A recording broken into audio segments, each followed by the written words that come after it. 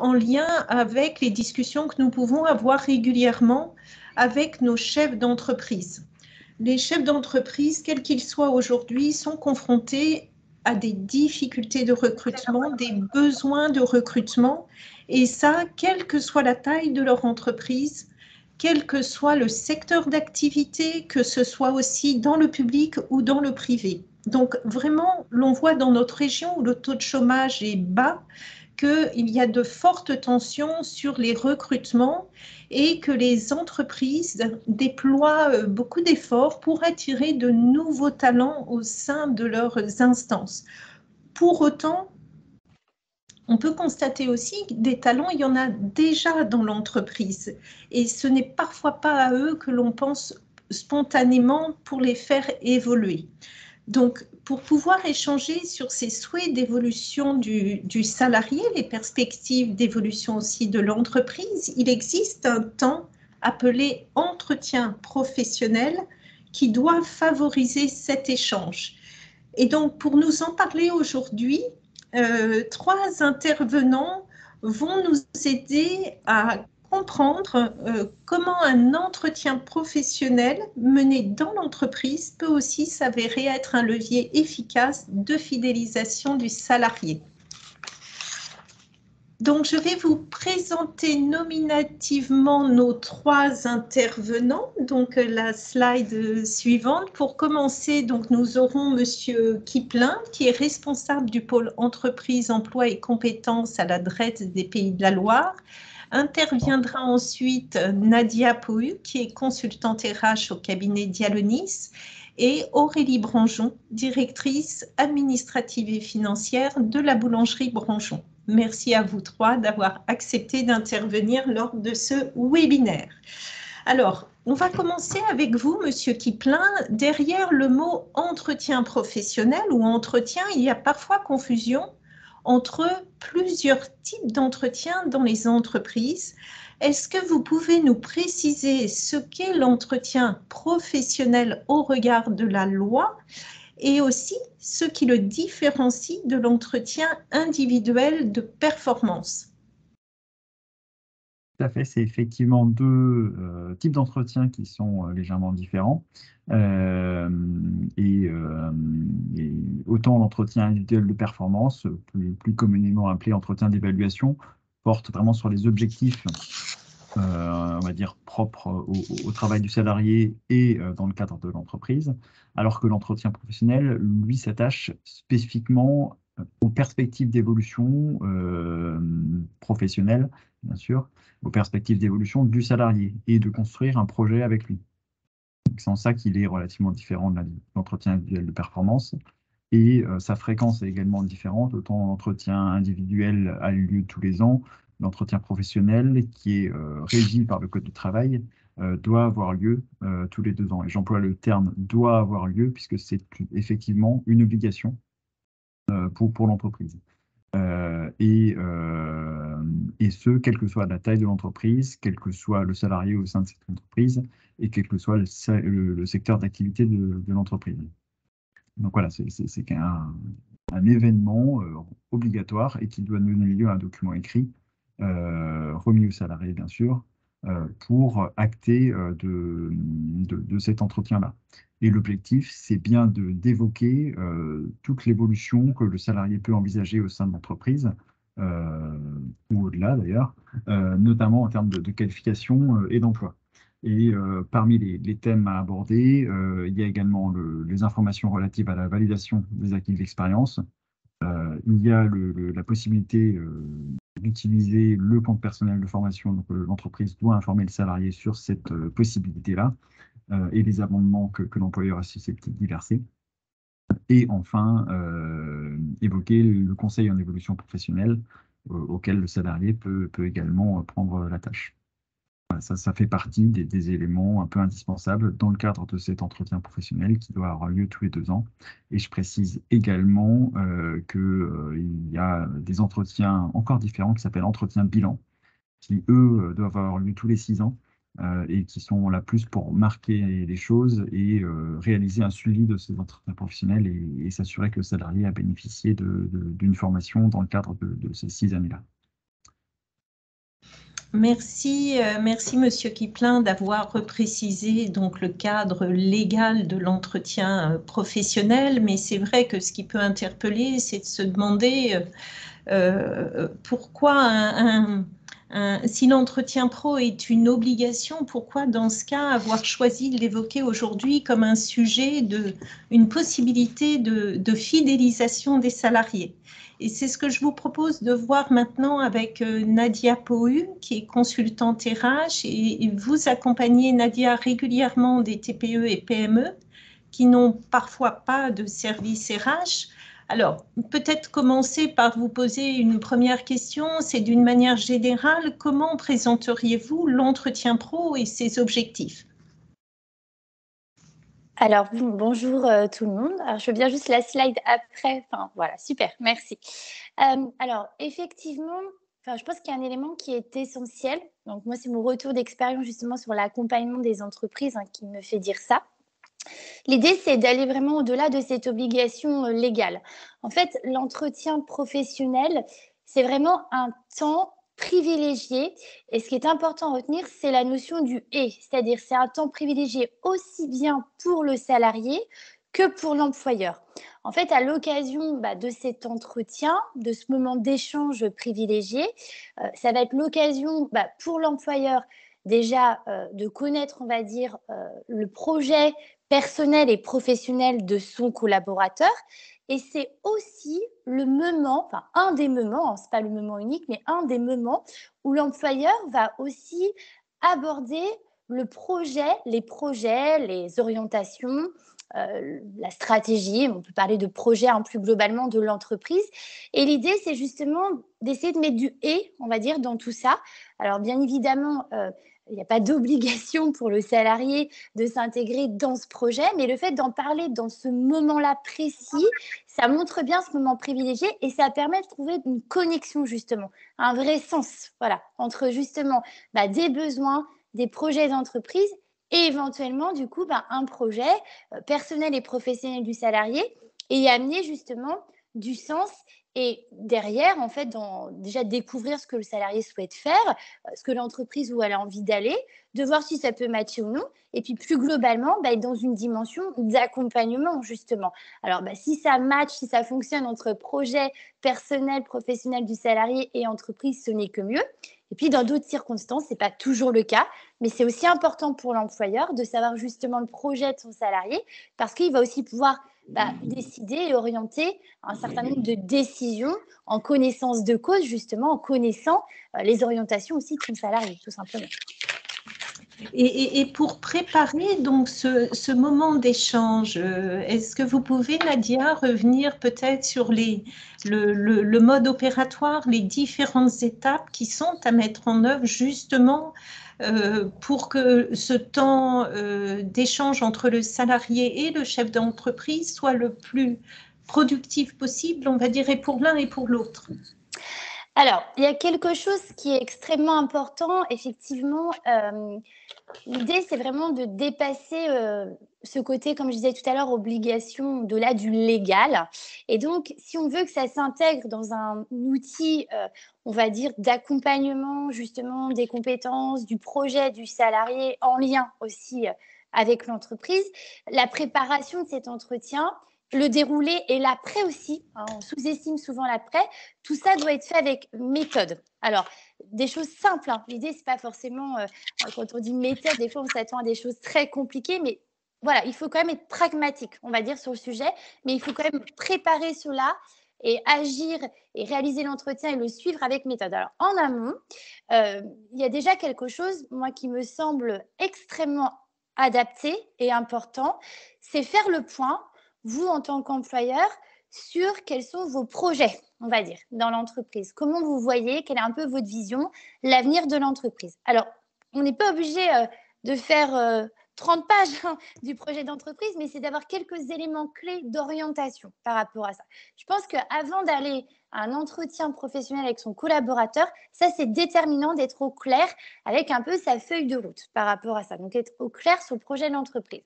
Il y a aussi un élément qui est déterminant en amont, c'est bien évidemment informer le salarié de cet entretien, mais aussi de l'objectif justement de cet entretien, à quoi il sert. C'est l'occasion aussi de reclarifier, comme vous le disiez tout à l'heure, il faut bien redire la différence entre l'entretien individuel, l'entretien professionnel. Il faut expliquer justement à quoi il va servir, de quoi nous allons parler.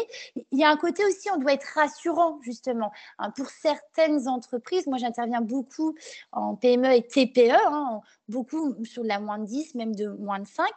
C'est parfois le premier entretien vraiment en fait qui a lieu en face à face aussi avec son employeur. Et donc, il y a un côté rassurant qu'on doit aussi avoir justement dans cette préparation et donc il faut expliquer. On fixe la date, bien évidemment, des entretiens.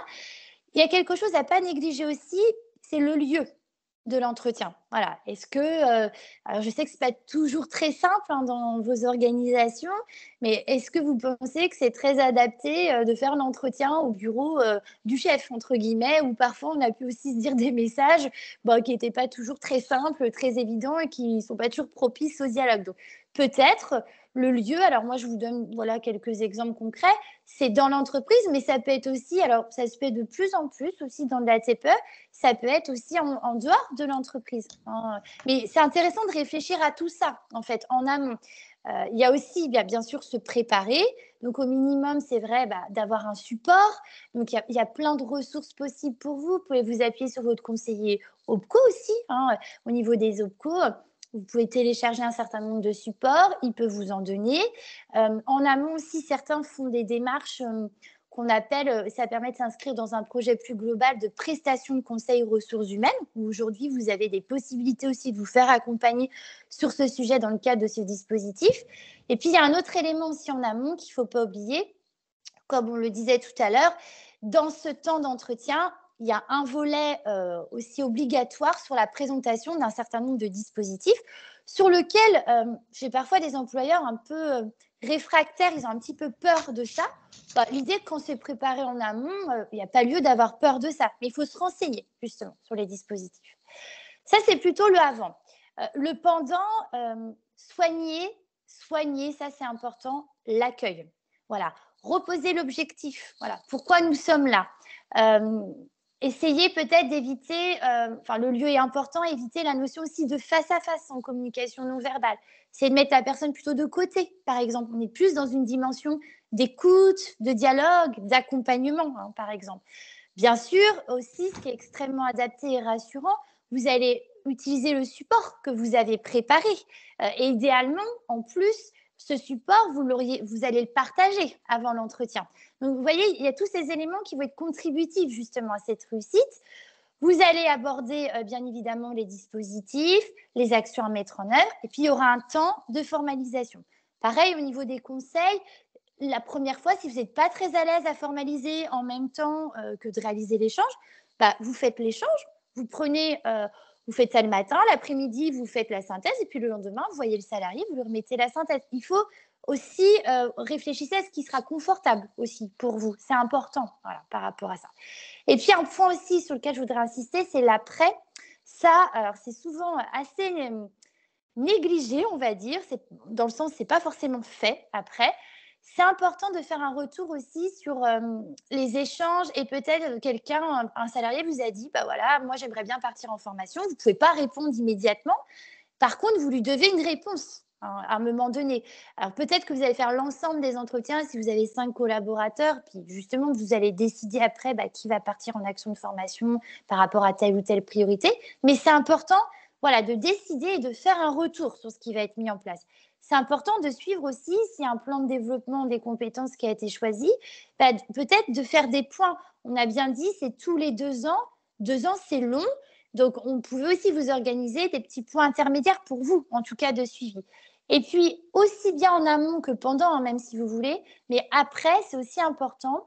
Vous avez recueilli les demandes de formation, des besoins, il y a des questionnements, de rencontrer votre conseiller OPCO qui va aussi vous guider. C'est son rôle, notamment encore plus dans les moins de 50, dans les entreprises de moins de 50 salariés. Donc voilà, de lui faire part aussi des retours que vous avez sur les entretiens et il pourra vous guider, ça c'est certain, et vous conseiller sur les meilleures actions à prendre en œuvre. Et Nadia, de fait, on a bien vu le déroulé de l'entretien pro, on a vu que c'était un temps d'échange, mais pour revenir au thème de notre webinaire, en quoi cet entretien pro peut être un outil, un levier de fidélisation des salariés dans l'entreprise? Alors, c'est très important, effectivement. Alors, il y a plusieurs études en ressources humaines qui ont été faites aussi sur le sujet. Donc, un des premiers leviers de motivation d'un collaborateur aujourd'hui reste le fait qu'il a l'impression, et qu'il a aussi en interne, ce qu'on appelle des perspectives d'évolution, on va dire en interne. Et donc, alors, c'est pas forcément, attention, hein, quand je dis ça, moi, aux personnes que j'accompagne, certaines me disent, bah, moi, j'ai un boulanger, il ne va pas pouvoir du jour au lendemain changer de métier comme ça. Par contre, à l'intérieur de sa fonction de boulanger, il peut quand même évoluer. Et justement, cet entretien-là, il va participer à cette fidélisation des collaborateurs parce que on va justement savoir ce qu'ils ont envie, ce qu'ils n'ont pas envie de faire, hein, nos collaborateurs. On va leur parler du projet de l'entreprise, ça va s'intégrer dans cette démarche-là. Et donc, l'idée, c'est vraiment la notion de « et ». On va donner du sens aussi à tout ça. Et suite à ça, le fait d'identifier tout ça, d'avoir réfléchi sur notre projet d'entreprise, on va pouvoir prendre des décisions d'orientation, de se dire « oui, effectivement, Michel, je le verrais bien évoluer. Voilà, il est aujourd'hui, par exemple, boulanger, mais dans sa fonction de boulanger, il peut aussi progresser. Et du coup, on va lui proposer telle ou telle évolution. Et donc ça va contribuer aux aspects forcément motivationnels. Ça va développer les compétences du collaborateur, mais aussi, il ne faut pas oublier, quand vous développez les compétences de votre salarié, en fait, ça contribue à développer les compétences collectives aussi de l'organisation. Et donc, en ça, c'est un vrai outil d'accompagnement, de fidélisation, bien évidemment, de votre personnel par rapport à tout ça. Et pour vous, Nadia, qui intervenez donc régulièrement dans des entreprises, notamment de moins de 50 salariés, comme vous nous l'avez dit, quels sont les constats que vous faites à propos de l'entretien pro? Mis en place, pas mis en place? Qu'est-ce que vous constatez là? Entre nous, on est entre nous. Entre nous, oui. Aujourd'hui, il n'est pas forcément mis en place. Hein. J'irais aller, si on un bon 50%, il n'est pas mis en place. Quand il est mis en place, il est plutôt mis en place. Il est mis en place, c'est déjà une chose adaptée, hein, c'est toujours intéressant. Mais on a plutôt téléchargé un support, on a récupéré une grille, voilà, comme ça, qu'on n'a pas personnalisé aussi à l'entreprise. Et surtout, en fait, du coup, on a répondu à une obligation légale, en fait, pure et dure. Et en ça, voilà, il ne s'inscrit pas, c'est ça qui est bien dommage, généralement dans une démarche vraiment de réflexion et d'accompagnement plus global de la gestion de la compétence du collaborateur, mais du coup de la compétence, il ne faut pas oublier ce que je disais tout à l'heure, quand je gère les compétences individuelles de mes collaborateurs, en fait, je gère mes compétences collectives hein, et qui sont nécessaires à la réalisation du fonctionnement de mon organisation, de mes projets, de mes besoins. Et c'est là où je souhaiterais effectivement, dans le cadre de ce webinaire, attirer votre attention. Cet entretien, il est réussi, à mon sens, hein, vraiment, avec cette notion de « et », c'est-à-dire, voilà, on tient compte, on écoute le projet personnel et professionnel du salarié, ce qui doit, nous, en tant que chef d'entreprise, nous permettre de prendre aussi des décisions d'orientation concernant effectivement ce collaborateur dans un projet plus global par rapport à mes besoins, à mes projets d'entreprise. Et ça, c'est important et c'est en ça, hein, vraiment, où pour moi, l'entretien professionnel fait partie d'une démarche intégrante de gestion des compétences, des parcours professionnels des salariés et du coup, intervient dans la politique de fidélisation. Nadia, peut-être avant de passer la parole à Aurélie Branjon, et c'est une question de Marc Maradour, mais qui fait écho à certainement des questions que se posent d'autres chefs d'entreprise et dans leur appréhension de mener l'entretien pro, il y a la question du salaire. Est-ce qu'au cours de l'entretien pro, on aborde cette question salariale ou pas? Alors, ça, c'est toujours la question que j'ai dans les accompagnements, notamment PCRH. Alors, il y a de tout. En fait, il y a des dirigeants qui me disent « Non, moi, je leur dis à la réunion d'information, je ne veux surtout pas aborder ça. » Bon, moi, mon avis, c'est qu'à un moment donné, votre collaborateur, vous pouvez lui dire que ce n'est pas le moment, etc. Pour autant, si vous posez la question, c'est que c'est une de ses préoccupations. Donc, à mon sens, aujourd'hui, surtout en 2023, on a vraiment une difficulté à fidéliser, à recruter aussi quand les personnes partent. Il ne faut pas avoir peur de cette question. À un moment donné, voilà, on peut effectivement, soit vous décidez de mettre la question un peu au placard, mais ça ne veut pas dire qu'elle est gérée, du coup elle va revenir à un moment donné et il faudra la gérer. Ou soit, moi je suis plutôt du conseil, si la question arrive, vous la gérez en fait, vous abordez justement la situation et il ne faut pas avoir peur de ça. En fait, j'ai parfois des dirigeants qui me disent moi, je ne veux surtout pas et je préviens qu'on ne parle pas de ce thème-là. Comme ça, on est au clair sur ça.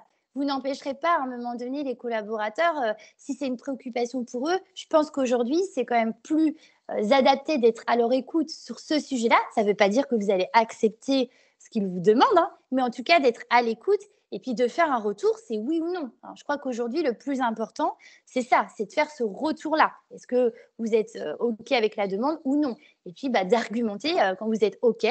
On oublie des fois d'argumenter, mais aussi quand vous ne l'êtes pas. Merci. Merci Nadia, vos précisions, notamment sur ce point, lèveront peut-être certaines appréhensions de chefs d'entreprise quant à la tenue des entretiens pro. Avec plaisir. Je vais donc donner la parole à Aurélie Branjon. Aurélie Branjon est directrice administrative et financière de la boulangerie familiale, de la boulangerie Branjon, ou des boulangeries, pardon, Branjon à la Chapelle-sur-Erdre. Aurélie, combien de salariés avez-vous dans votre entreprise? Une trentaine. Nous avons 2 boutiques avec en tout, en globalité, 30 personnes. D'accord. Et dans votre entreprise, est-ce que c'est vous qui menez les entretiens professionnels? On espère. Oui, dans l'entreprise, c'est moi qui mène les entretiens professionnels. On a fait le choix dans notre organigramme d'avoir des managers qui s'occupent, parce qu'on a quand même 3 pôles différents, bien distincts. On a la boulangerie, on a la pâtisserie, mais on a aussi la vente, qui sont 3 métiers différents. Donc, on a des managers pour chaque équipe. Donc, à la base, ce sont les managers qui font les entretiens individuels avec chaque collaborateur, chacun de leurs collaborateurs. Et pour qu'il y ait une relation avec le chef d'entreprise, ou donc moi, notamment en ce qui concerne tout ce qui est ressources humaines, je m'occupe principalement des entretiens professionnels. Est-ce que vous pouvez nous dire comment ils se sont mis en place chez vous? Alors, comment ça s'est mis en place? Parce que moi, j'ai jamais vécu d'entretien professionnel de toute ma vie, donc ni d'entretien individuel. Donc, ça a été un petit peu la grosse question et la grosse appréhension surtout. Quand on a ouvert notre deuxième boutique, notre deuxième site, où là, on a doublé le nombre de collaborateurs, nous avons suivi une formation management, RH, pour se structurer correctement au sein de l'entreprise. Au bout d'un an, il est venu le fait qu'il fallait que, pour fidéliser et puis pour bien être à l'écoute de nos collaborateurs, il fallait mettre en place les entretiens individuels et les entretiens professionnels. Donc, on a vraiment bien différencié les deux. On s'est formé. En fait, tout est parti de là. C'est-à-dire que moi, je ne me voyais pas faire un entretien professionnel n'en ayant pas vécu. Donc, on s'est formé pendant un an auprès d'une personne que je vais citer, c'est Odile Rousseau, qui nous a formés au sein de l'entreprise. Et voilà, ça a été le départ. Et alors maintenant, après quelques années d'expérience, parce que je crois que vous m'avez dit que c'était en 2017 que ça a commencé. Oui, 2017-2018. Enfin, le temps de se former, on a vraiment commencé 2018-2019. Ouais. Donc là, ça fait déjà quelques années que c'est en place, quelques années que vous menez ces entretiens professionnels. Est-ce que vous pouvez nous dire finalement ce que ça vous a apporté à vous en tant que chef d'entreprise et aussi à vos salariés, à la fois à court terme et à moyen terme, dans la relation avec eux? Alors déjà, le fait qu'ils viennent me voir moi, ça permet une discussion tous les deux, enfin entre tous les deux, parce que chose qu'on ne fait pas. Moi, je suis pas dans les fournils, je suis pas dans les labos. Je suis un petit peu dans la vente, mais on n'a pas le temps forcément de discuter de tout ça avec eux. Donc c'est une demi-heure, voire, on est plus près de l'heure que de la demi-heure d'ailleurs, hein, où vraiment il y a un vrai temps d'échange. Alors moi, je ne leur parle pas de leur travail parce que je ne suis pas qualifiée, je ne suis pas capable de leur dire tu fais bien ton travail, tu ne fais pas bien ton travail. Ça, c'est le travail des managers. Moi, je suis là, je suis à leur écoute pour leur dire, voilà, aujourd'hui, quelles sont vos attentes dans l'entreprise? De quoi avez-vous envie? Quelle formation?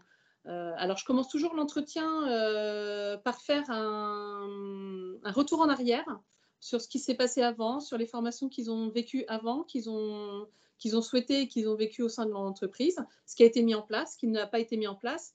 Pourquoi ça n'a pas été mis en place? Parce qu'il faut aussi argumenter le fait que voilà, s'il n'y a pas eu cette formation, c'est parce qu'il y avait une raison particulière. Et puis, donc, je suis à l'écoute et on fait un point sur le avant et ça nous amène sur le futur, leurs souhaits pour leur devenir au sein de l'entreprise. Est-ce que vous auriez des conseils à donner, Aurélie, à des chefs d'entreprise qui n'ont pas franchi encore le pas et qui n'ont pas encore lancé leurs entretiens pro? Quels conseils vous pourriez leur donner? Alors déjà, se former. Je pense que c'est la priorité, avoir les bons outils. Voilà. Moi, j'ai commencé, et ça, c'est un conseil qu'on m'avait donné, par une personne avec qui j'étais en confiance. Je savais qu'avec cette personne-là, ça allait bien se passer. Parce que si vous commencez avec quelqu'un où vous savez que ça va être conflictuel, déjà, vous y allez en marche arrière parce que, voilà. Alors, moi, les 2 premiers entretiens, j'avoue que j'ai fait avec des personnes de confiance. Je savais que ça allait bien se passer. Je savais qu'il y allait avoir discussion. Et voilà. Mais je pense que le fait de se former, d'avoir un outil papier qui est bien présent, on a un support comme ça et au moins, on a une trame, on sait où on va. Parce que sinon, ça peut durer 2 heures. Hein. Donc, au moins, l'avantage, c'est qu'on sait où on va, on a quelque chose à suivre. Et puis, moi, je leur donne le papier toujours une semaine avant. Je les préviens. Je leur dis, voilà, dans une semaine, on se rencontre pour faire l'entretien professionnel. Je leur remets le papier que j'ai déjà complété un petit peu en avance. Comme ça, ils savent où ils en sont au niveau de leur formation. Et puis, après, c'est à eux de compléter aussi. Il y a des choses qu'ils ont à compléter eux. Et puis, ça nous permet d'en discuter après le jour de l'entretien. Voilà. Mais le avant est quand même assez important. Moi, je passe une bonne demi-heure, 3/4 d'heure quand même à préparer mon entretien. Merci Aurélie pour ces conseils. Peut-être vous passez la parole aussi, Nadia. Donc, nous arrivons presque au terme de notre webinaire. Peut-être vous posez à vous aussi la même question. Est-ce que vous auriez des conseils à donner aux chefs d'entreprise qui n'ont pas encore franchi le pas? Alors, je l'ai dit tout à l'heure, je pense qu'à un moment donné, il ne faut pas faire ça en fait dans son coin. Aujourd'hui, vous avez vraiment des personnes ressources, notamment, je pense que vous pouvez faire appel à votre OPCO. Je vois quelqu'un justement qui mentionne ils peuvent vous fournir des supports. Effectivement, voilà. Après, voilà, il faut aussi adapter, on va dire, son support au contexte de l'organisation, de l'entreprise, à la culture aussi de l'entreprise. Je voulais rebondir aussi sur ce que Aurélie disait. Voilà, la durée, effectivement, on compte à peu près 1 heure, 1h15, on va dire, d'entretien. Moi, je dis toujours, ne vous trompez pas dans la planification de votre temps par rapport à ça, notamment sur la préparation et aussi l'après. Moi, je dis, s'il y a 1 heure d'entretien, vous pouvez compter aussi 1 heure de prépa et 1 heure d'après, en gros. Voilà, donc vous doublez parce que ça, des fois, voilà, il y a une négligence en fait, on sous-estime, on va dire, ce temps-là et du coup, on se trouve un peu débordé. Mais je pense que vraiment, le conseil adapté à vous donner, voilà, dans le cadre d'une première fois, on va dire, c'est voilà, faire appel à des ressources extérieures. Et après, aujourd'hui, vous avez aussi la possibilité, on le disait tout à l'heure, de faire appel à des consultants externes qui sont répertoriés via la DRET, donc notamment dans le cadre d'une prestation de conseil aux ressources humaines, ce qu'on appelle la PCRH. Et là, encore une fois, votre conseiller OPCO pourra vous conseiller notamment sur les consultants mobilisés sur le sujet. Merci Nadia, parce qu'en effet, il est important d'aider les chefs d'entreprise à franchir le pas. Donc, nous vous avons mis sur l'écran divers liens qui peuvent vous aider, en tout cas, à aller chercher de l'information, à aller chercher des outils. Donc, vous avez notamment le lien sur les services de l'État. Vous avez aussi le lien sur le site du CARIFOREF, donc Choisir mon métier, avec la page donc consacrée à l'entretien professionnel et avec des propositions d'outils pratico-pratiques. Et si vous souhaitez revisionner en replay ce webinaire, donc vous pouvez le faire sur notre chaîne YouTube qui est fraîchement créée. Donc nous vous invitons à aller voir les midis de l'emploi et de la formation, où vous pourrez aussi revisionner les précédents webinaires sur des thématiques différentes. Donc, je vais vous remercier pour votre participation. Elisabeth, je t'interromps, on a quand même quelques questions auxquelles on n'a pas tout à fait répondu. Alors Nadia a déjà répondu à... Avant que je ne remercie nos participants. Voilà. Alors, on a déjà poser. répondu aux nombreuses questions de Marc, mais il y en a quand même quelques-unes sur lesquelles Nadia Pouy peut peut-être revenir, notamment sur le contexte de l'entreprise, qui n'est pas toujours un long fleuve tranquille, pour reprendre les propos. Comment mener un entretien lorsque l'entreprise est dans un contexte défavorable? Alors, ça, c'est assez courant, malheureusement aussi aujourd'hui, à l'heure actuelle. Alors, c'est ça, justement, en fait, dans la préparation, c'est super important. Effectivement, il y a le contexte pas toujours évident, économique, des fois un peu de turnover aussi, des choses comme ça. Pour autant, c'est quand même important de poser justement les choses, ce contexte-là, et essayer, dans le cadre de ce contexte, voilà, c'est-à-dire on peut, quand on parle de projet ou d'orientation tout à l'heure, dans un contexte comme celui-ci, on va resserrer, on va dire entre guillemets, la voilure. Pour autant, on a bien des objectifs quand même court terme, en fait, en lien avec ce contexte qui est peut-être, certes, défavorable, mais on en a quand même des objectifs, quoi. Et donc, c'est essayer d'être dans une démarche, on va dire, honnête, sans trop non plus en dire, dans le sens, il ne faut pas non plus créer des comportements anxiogènes suite à ça non plus, ça c'est important. Et essayer, nous, ce qu'on appelle, on dit une démarche appréciative, de trouver un certain nombre d'éléments qui vont peut-être être, on va réduire la voilure, certes, mais plus simple, plus court terme, mais malgré tout, il y a quand même des objectifs court terme sur lesquels on doit justement mobiliser les collaborateurs dans ce contexte-là. Et ça, c'est important. Mais attention à faire la part des choses, justement. J'analyse mon contexte défavorable. Il y a quand même, on réduit la voilure certainement sur certaines choses, mais il y a quand même des objectifs court terme. Je mobilise peut-être plutôt effectivement sur ça. Et j'essaye quand même de trouver quelques éléments appréciatifs, positifs justement dans ce contexte-là. Ça, c'est important.